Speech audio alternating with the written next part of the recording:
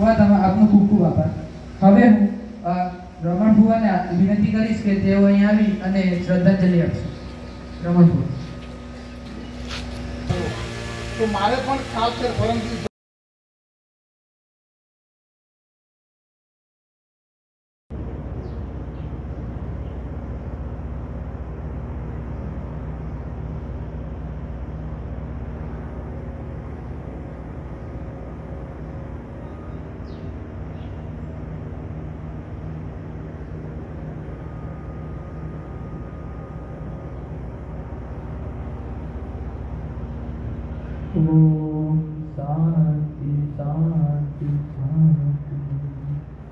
દાદાનું જીવન એક ખુલ્લી કિતાબ જેવું હતું. તેમનું વ્યક્તિત્વ અને તેમની દિવ્ય આભા સદાય આપણા સૌના વચ્ચે પોતાના શ્રદ્ધાંજલિના શબ્દ અર્પણ કરી જે કંઈ બે પાંચ નામ લેવાની નામીને અર્પણ કરીને આપણે અહીંથી છૂટા પડીશું. ઓમ શાંતિ શાંતિ શાંતિ. હરિઓમ. રમણજી બાપા આપનો ખૂબ ખૂબ આભાર.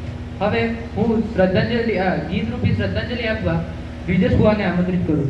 બ્રિજેશ ફુવા આ શ્રદ્ધાંજલિ ગીત ગાવાના છે, તો પાછળ ઝીલવાનું છે.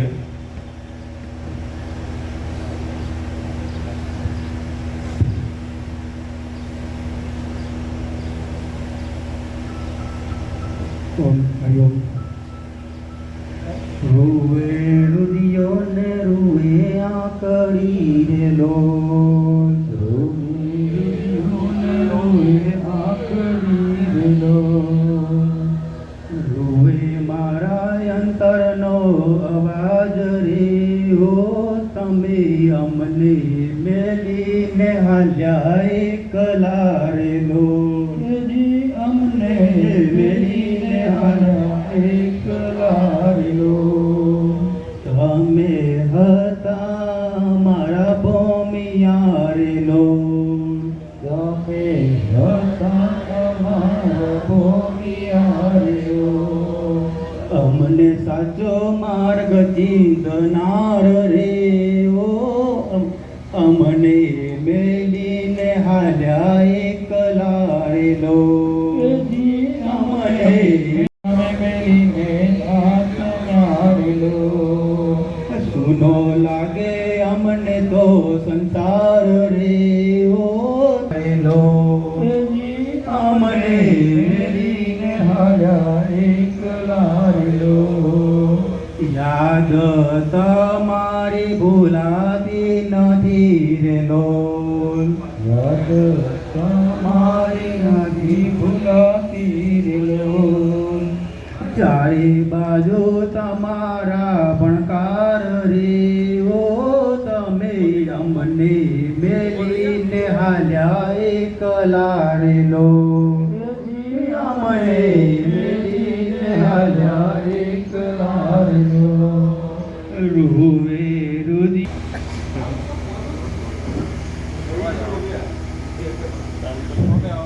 જય ગુરુદેવ.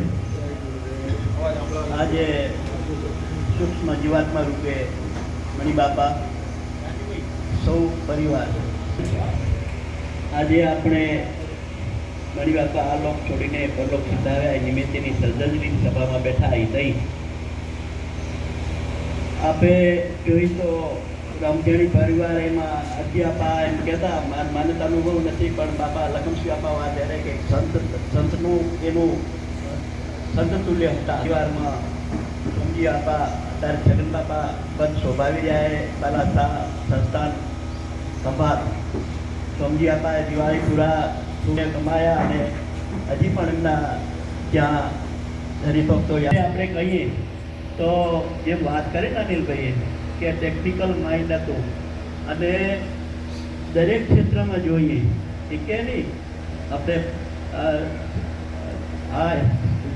આરસીસીનું કામ કરવાનું, સેટિંગનું કામ કરવાનું હોય, દરેક ક્ષેત્રમાં ઇલેક્ટ્રોનિક હોય, ગાડી રિપેરિંગ હોય. રાજકોટીય મશીન હતા, મશીનમાં તમે જુઓ તો અક્ષર લેખન દરેક વાતે એમનું માઇન્ડ ખૂબ હતું અને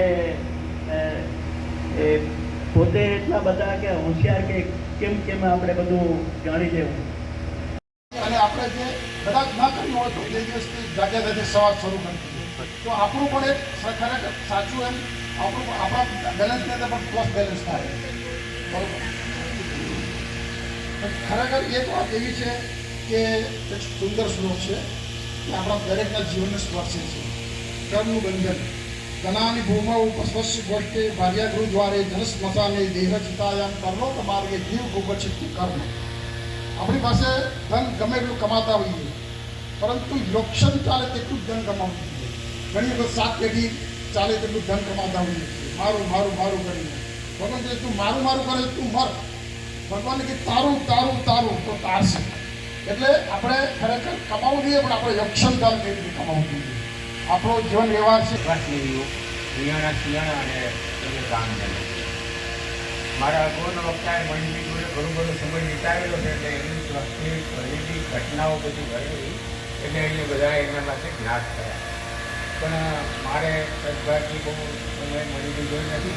શરૂઆતના તબક્કે જ્યારે એક્ટિવ હતા, જવાબદારીમાં હતા, એ વખતે નહોતો, પણ છેલ્લે ઘડી અમે એના ખાસ માઇક્રો ઓબ્ઝર્વેશન મારું કે એક અહીં આ જે બાપુજીની પ્રતિમા મૂકી છે ને, એ પણ કેટલું બુદ્ધિપૂર્વક બનાવેલું આ એક મોડલ્સ છે કે જ્યાં ક્યાંય જોવા મળતું નથી.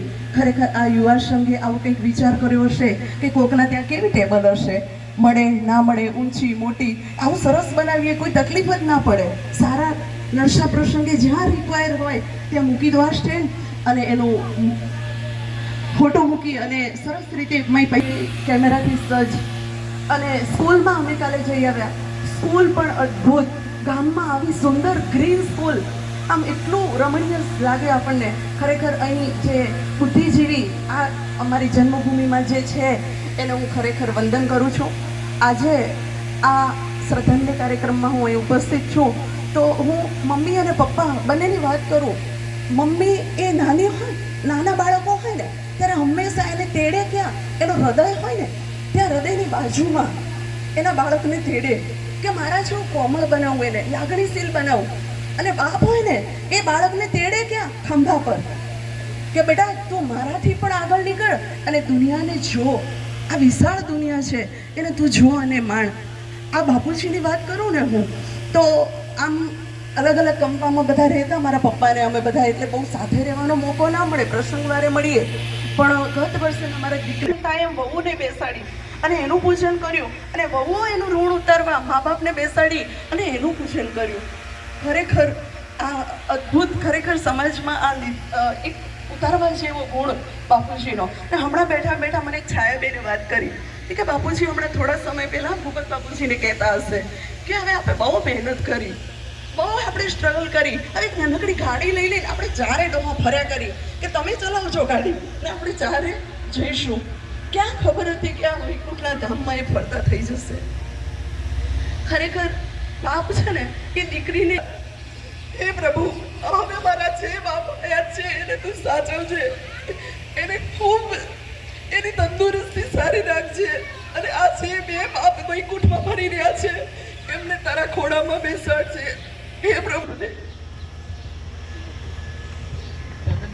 ચંદનભાઈ આપનો ખૂબ ખૂબ આભાર. હવે હું દિનેશભાઈ પટેલ જે આપણા આચાર્ય વિનંતી કરીશ કે તે શ્રદ્ધાંજલિ આપશે.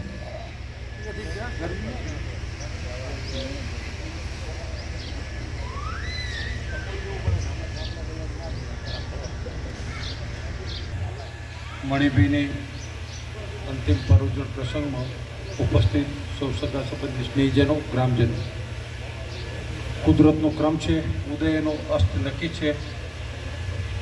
ન જાણે જાનકીનાથ કાલે સવારે શું થવાનું.